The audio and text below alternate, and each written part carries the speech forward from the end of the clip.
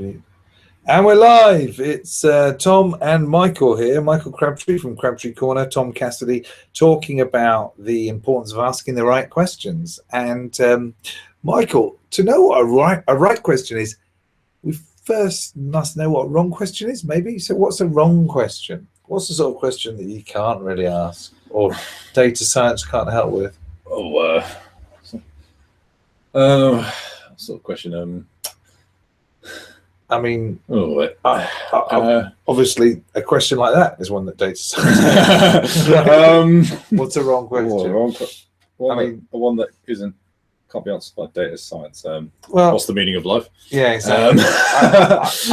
I guess things which are presumably very subjective. I guess the harder they, for example, what's the best religion? Data science isn't really exactly in the realm of the subjective. No, it's exactly. And so when things are subjective and come to preferences, they are obviously a bad question. But when they contain hidden preferences, they're not so obviously a bad question, but they're still a bad question. So I think that's one of the things that I want to get across as a scientist, to make sure that your question itself doesn't have any assumptions which are perhaps flawed. So, for example, that you could even possibly have a best religion. That even if you did have a best religion, could you have a way of scoring relative religions? I mean, goodness, we don't want to talk about religion necessarily because we. Well, if I myself was wanting to score religion, I look at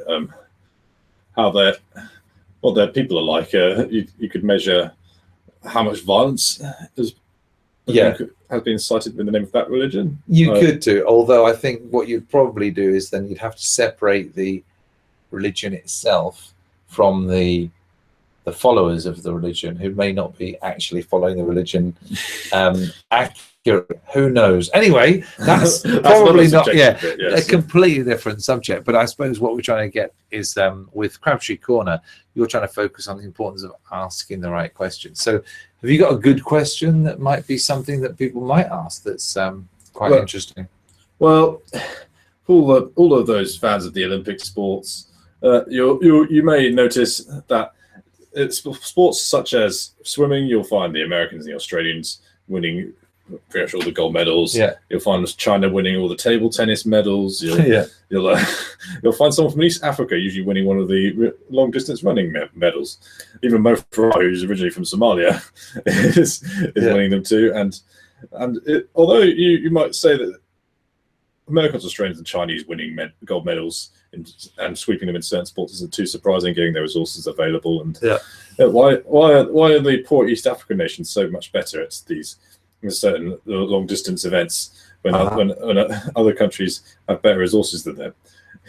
Yeah, exactly. For example, America, why is it that it's not very popular in America, long distance running? Or I can't believe that with 250 or some million people, there aren't plenty of fairly good distance runners, right? There are plenty of sprinters, that's for sure. But distance running, yes, it's interesting. So the question would be, is there a physical genetic bias that's inherent, maybe, or are these? This is where the data science might come in. Could we study the genetics of people who are good at long distance running and find the so-called running gene, the physiology that supports that, or do we put it down to other things which could be maybe to do with nurturing and the provision, the resources that are allocated towards it? Well, one particular thing I found interesting was that in the case of the Kenyans, all the best long distance runners from Kenya all come from the same tribe, because Africa is made up of loads of different tribes. Yeah. But only one tribe in Kenya seems to have any decent runners. All of this tribe lives in the mountains. So that's very interesting. It's a very small pool of people, but sweeping away everyone else. That is interesting. So the point being then that data science could perhaps implicate certain tendencies, or maybe suggest that it would be good for certain countries to focus on particular areas and not others. So here's a question: why has the British Olympic cycling team done so well?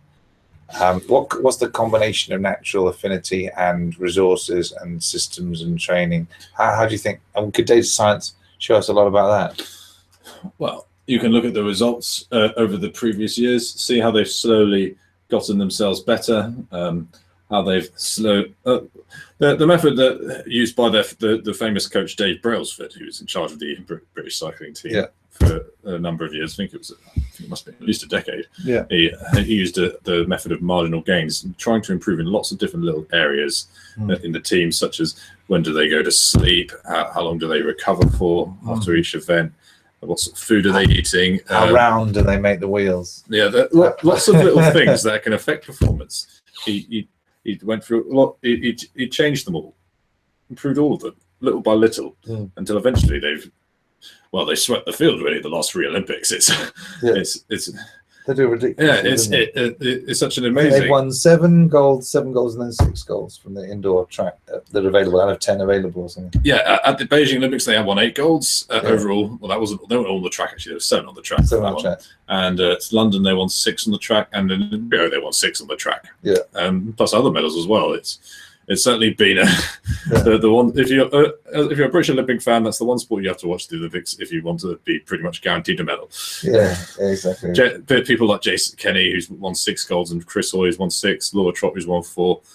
All of these great athletes have made the Olympics a lot more enjoyable for the British public. Because like us growing up. Well, I grew up in this sort of Coe and Ovett era when we were quite good at kind of the middle distance running. Oh, yes. But most of the years for us as British Olympic fans were pretty lean. Daley Thompson, Coe and Ovett, and then that was pretty much it, wasn't it? Yeah, it's a little bit of rowing, Holmes and Redgrave and Steve Redgrave and Pinsent. There are other factors too, like the changing in the funding, but we probably don't have time to go into all of that. No, but the point is, data science can give us great answers if we ask the right questions. All right, so that's probably enough for this one, isn't it? I believe so. Time for something else. Okay, cheers. See you in the next one.